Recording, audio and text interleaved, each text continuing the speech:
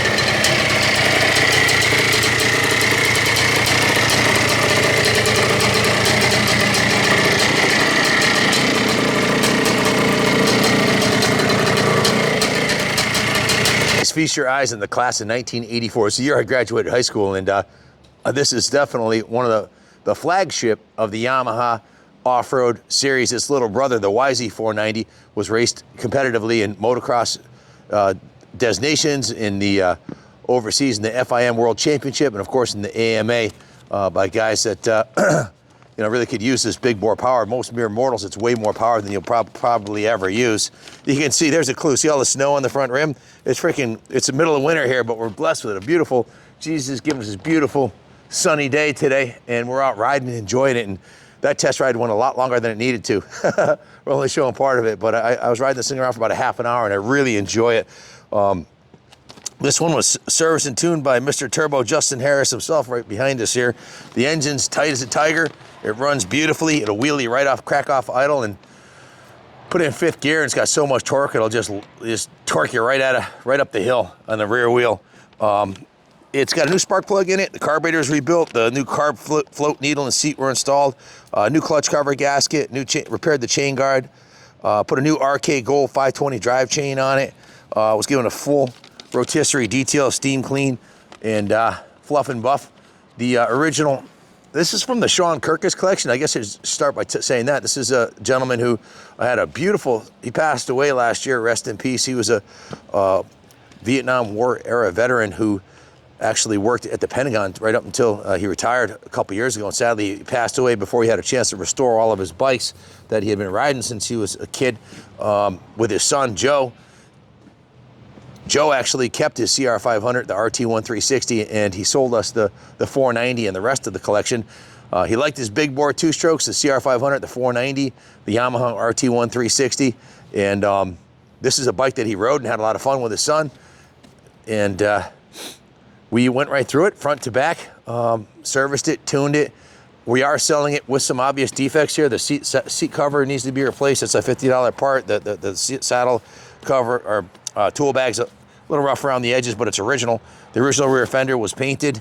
I think the fuel tank painted on this too? Yes, sir. Fuel tank was painted. This is the original or replacement Preston Petty of the original unpainted plastic on the front number plate and the fender. Has the gators on the forks here.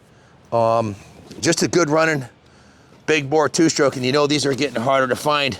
If you take a look at the frame rails, to zoom in right here, this frame rail's in excellent condition. The other frame rail's in excellent condition.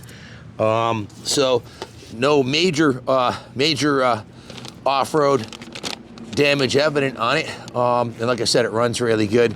These are pretty much bulletproof, big bore air-cooled bikes. Will run forever. Just keep a clean air filter in it and change the oil. It was steam cleaned, hand washed.